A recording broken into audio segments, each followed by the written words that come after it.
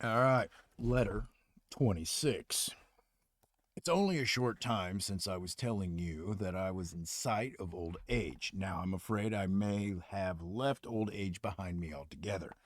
Some other term would be more in keeping now with my years, or at least my present physical state, since old age connotes a period of decline, not debility.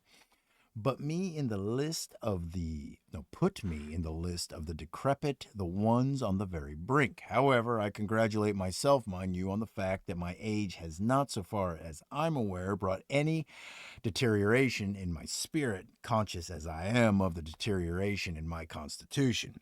Only my vices and their accessories have decayed. The spirit is full of life and delighted to be having only limited dealings with the body. It has thrown off a great part of its burden. It's full of vigor and carrying on an argument with me on the subject of old age, maintaining that these are its finest years. Let's accept what it says and let it make the most of its blessings.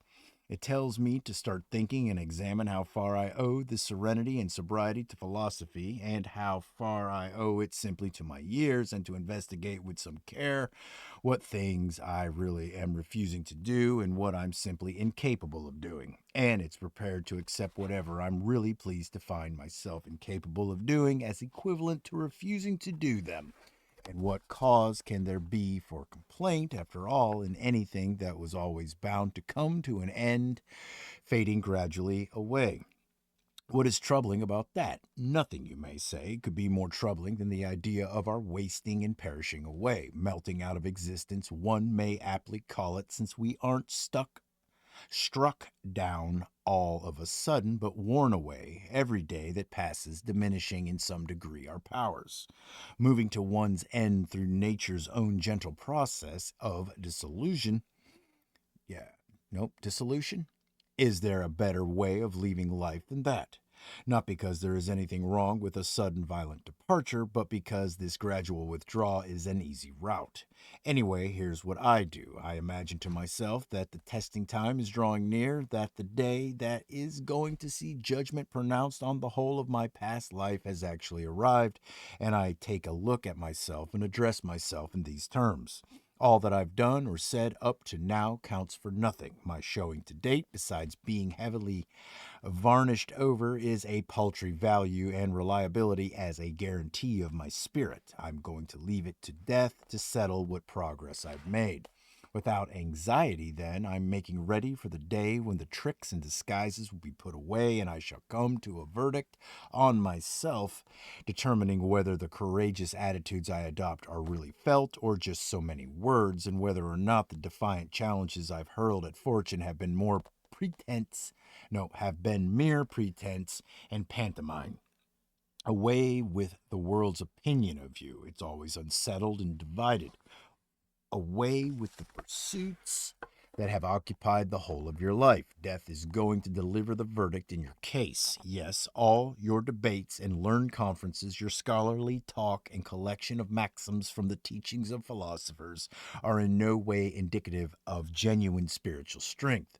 Bold words come even from the timidest. It's only when you're breathing your last that the way you've spent your time will become apparent. I accept the terms and feel no dread of the coming judgment. That's what I say to myself, but assume that I've said it to you as well. You're younger than I am, but what difference does that make? No count is taken of years. Just where death is expecting you is something we cannot know, so for your part, expect him everywhere.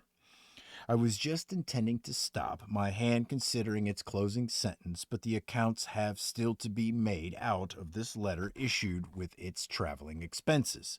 You may assume that I won't be announcing the source I intend to borrow from. You know whose funds I'm drawing on. Give me a fraction more time, and payment will be made out of my own pocket.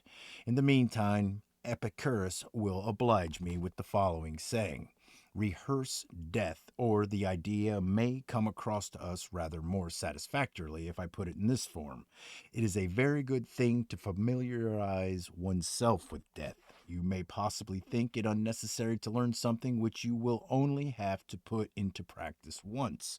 That is the very reason why we ought to be practicing it. We must. We must needs continually study a thing if we are not in a position to test whether we know it. Rehearse death.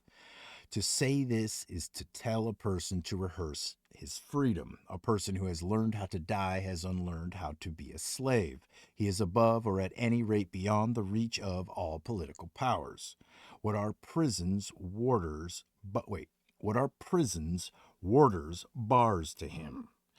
He has an open door. There is but one chain holding us in fetters, and that is our love of life. There is no need to cast this love out altogether, but it does need to be lessened somewhat so that, in the event of circumstances ever demanding this, nothing may stand in the way of our being prepared to do at once what we must do at some time or other. All right.